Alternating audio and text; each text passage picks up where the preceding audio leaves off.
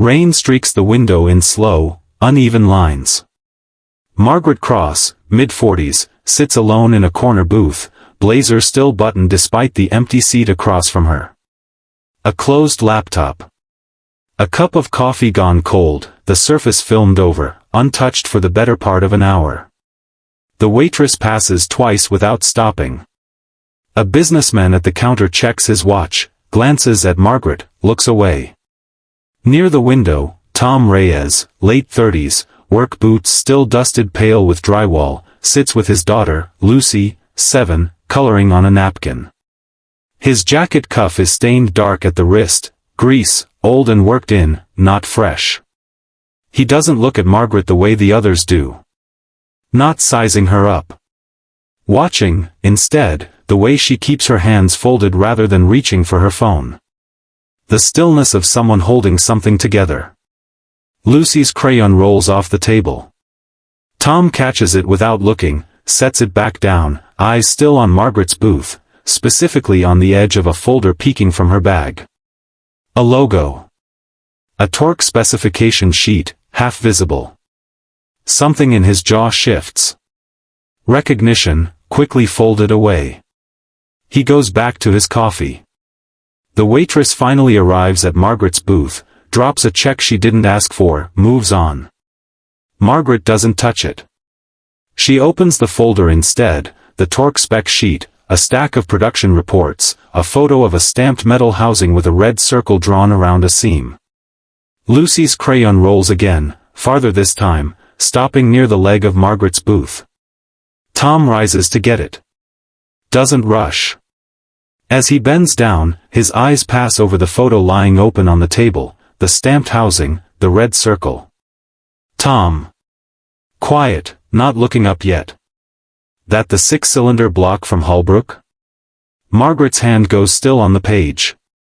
Margaret. You know Holbrook Manufacturing. Tom.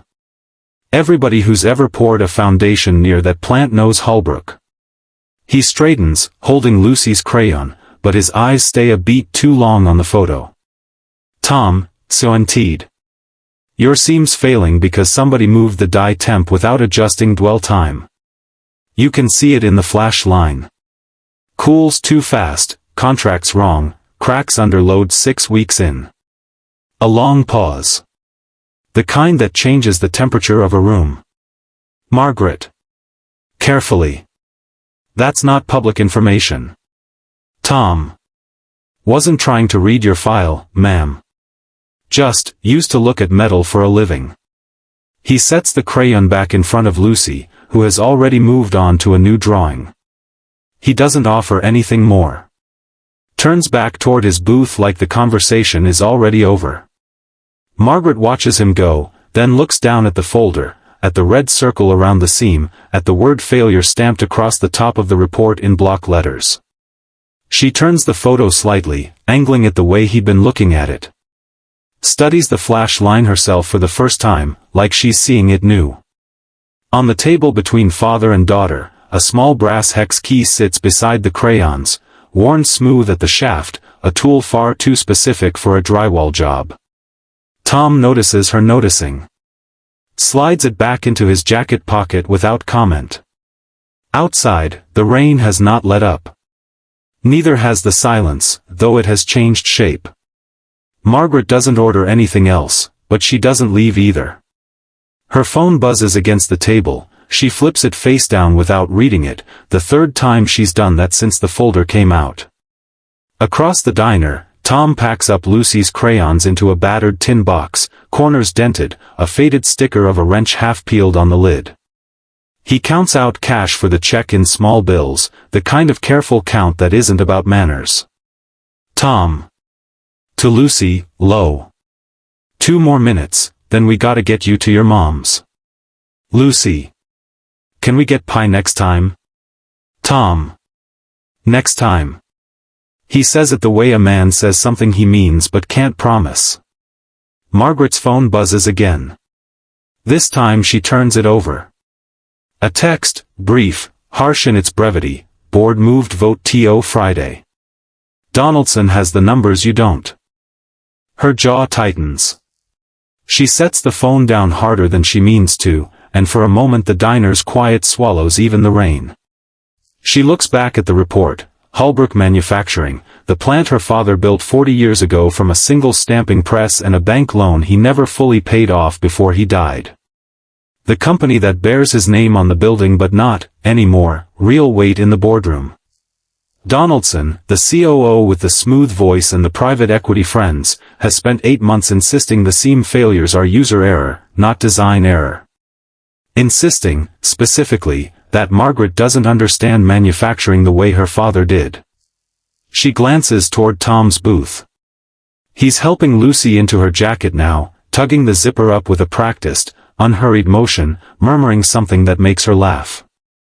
Margaret studies him a moment longer than she should, the calluses, the hex key, the way he read a fracture pattern from 4 feet away without touching the page. She doesn't call after him. Not yet. But she doesn't look away either. Tom has Lucy's backpack over one shoulder, hex key back in his pocket, hand on the door, when it swings open from outside first.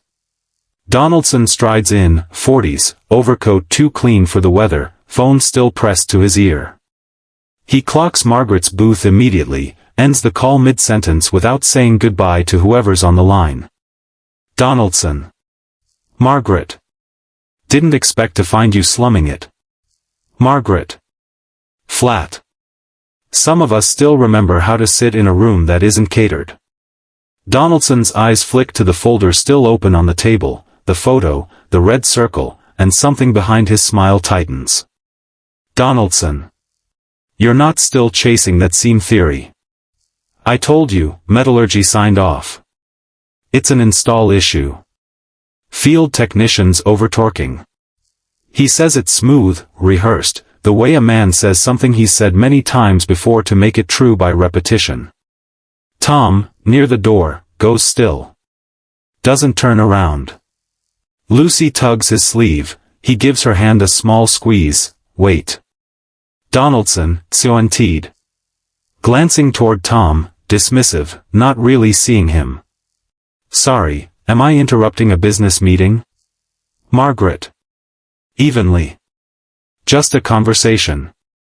Donaldson doesn't wait for more. Straightens his coat, already moving toward the counter. Donaldson. Friday, Margaret. Bring numbers, not nostalgia. He walks off. The door chimes behind a delivery guy coming in. Margaret exhales, slow, through her nose. When she looks up, Tom hasn't left. He's watching the space where Donaldson stood, jaw set. Tom. Quiet, almost to himself. Over-torquing doesn't crack a housing like that. Not in that pattern. He catches himself saying it out loud. Adjusts Lucy's backpack strap instead, moves toward the door. Margaret watches him go, and this time, before the door swings shut, she's already reaching for her phone. Not to check the board's messages. To search a name she caught a glimpse of once, stitched faded and small on the inside collar of his jacket, Arc Reyes Fabrication. The search returns almost nothing. A defunct business license, expired 6 years back. A single archived photo from a regional trade fair, a much younger Tom, hair shorter, standing beside a machine turbine housing so precise it could pass for jewelry, a hand-lettered sign behind him, Arc Reyes Fabrication, Precision Tool and Die. No website. No listing. The kind of silence that isn't absence so much as retreat. Margaret sits with that a long moment, thumb hovering over the image before she closes the phone. Cut to. Int. Holbrook Manufacturing, Margaret's office, night. Empty building, one lit window. Margaret at her desk, the same folder open, now beside a second one, old, water-stained, her father's handwriting on the tab, tool and die, vendor files, archived. She runs a finger down a list of names until it stops. Reyes, R, subcontract fabrication, terminated. No further note. No reason given. Just a date, 12 years back, and a red line struck through the entry, not by her father's hand. A different pen. Donaldson had been operations director that year. She sits back. The building ticks and settles around her, pipes cooling somewhere below. Cut to EXT, Reyes Fabrication, small detached garage, day. Unmarked, tucked behind a residential street. A single bay door, half raised. Inside, a workbench worn pale at the edges, tools hung in outline on pegboard, a space heater ticking against the cold. Tom, sleeves pushed up, is fitting a hand-machined part into a jig, checking it against calipers with the unhurried patience of a man who has never had anyone to perform for. A car door closes outside. He doesn't look up yet, but his hand still's on the caliper. Tom. Not turning. Lucy's not here today, if you're looking for a kid to charm. Margaret steps into the doorway, folder under her arm, rein still on her shoulders. Margaret. I found your name in my father's files. Tom sets the part down. Finally looks at her. Tom. Figured somebody might, eventually. Margaret steps further into the bay, careful of the oil-dark stains on the concrete. She sets the water-stained folder on the workbench, next to the caliper, like an offering she isn't sure will be accepted. Margaret. Termination notice. No cause listed. Just a date. Tom looks at the folder but doesn't touch it. Wipes his hands on a rag hanging from his belt loop instead, slow, deliberate, buying himself a second. Tom. 'Cause was listed.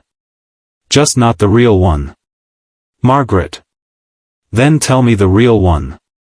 He's quiet long enough that the space heater's tick becomes the loudest thing in the room. When he finally speaks, his voice doesn't rise, it just goes flatter, harder to read. Tom. I flagged a die temp problem on the 6-cylinder line. Same one that's failing now.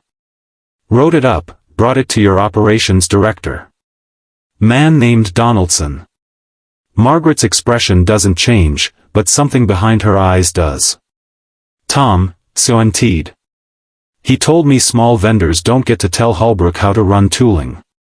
2 weeks later my contract wasn't renewed. No reason given, like you said. He finally picks up the folder, flips it open, scans the red-struck line without visible reaction, like a man reading an old scar rather than a fresh wound. Tom, so indeed.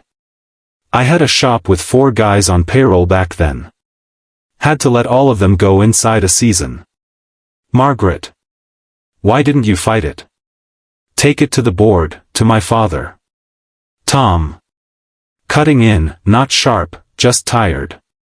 Your father was dying that year. Everybody knew it but wouldn't say it.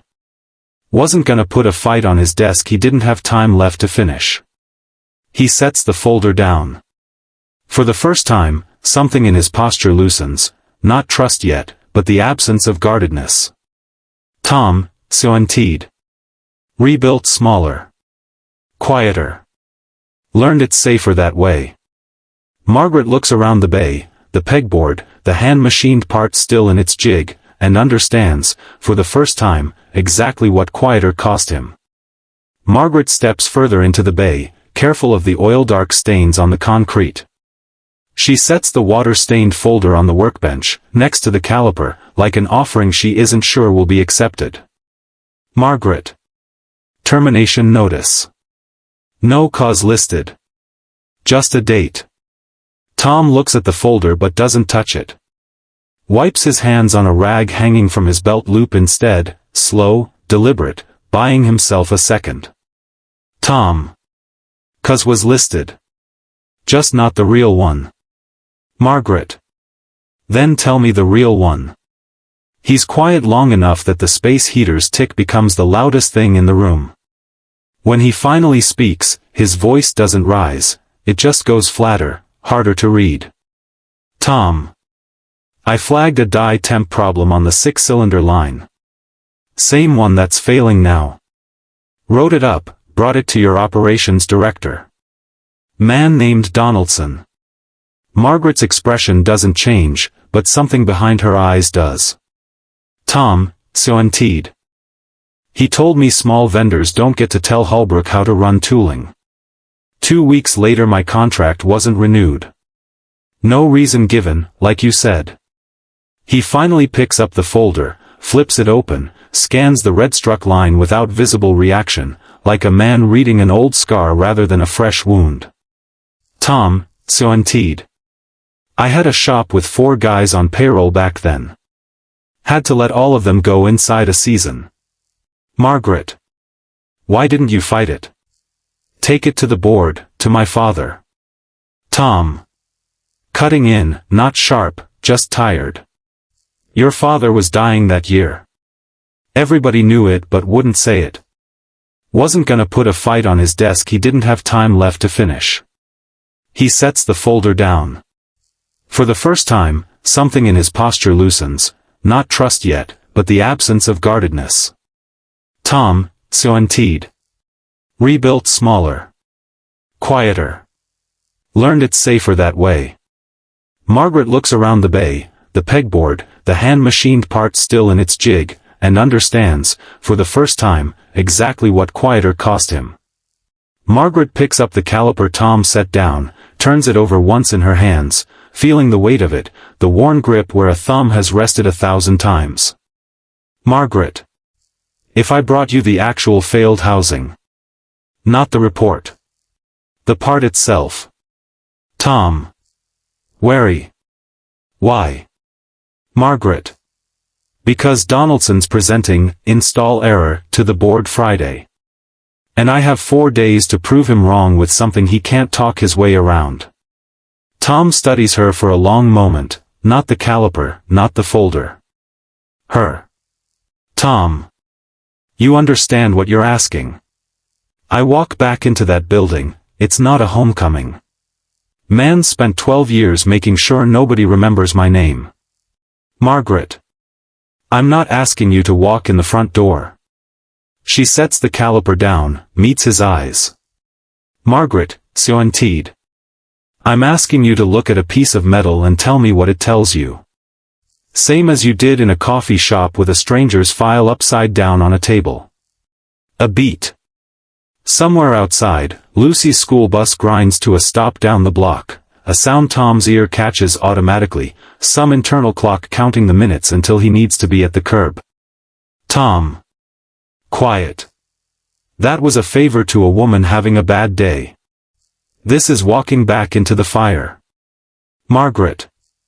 Then call it a favor to a woman about to lose her father's company to a man who broke yours first. The line lands harder than she means it to. Tom's jaw works once. He looks down at the jig, the half-finished part still clamped in place, precision he built for no one, in a garage no one visits. Tom. Finally. Bring the part Thursday. Not before. I want 2 full days with it before I say a word to anybody. He picks the caliper back up, turns to the jig like the conversation is closed, but his hand isn't quite as steady on the tool as it was before she walked in.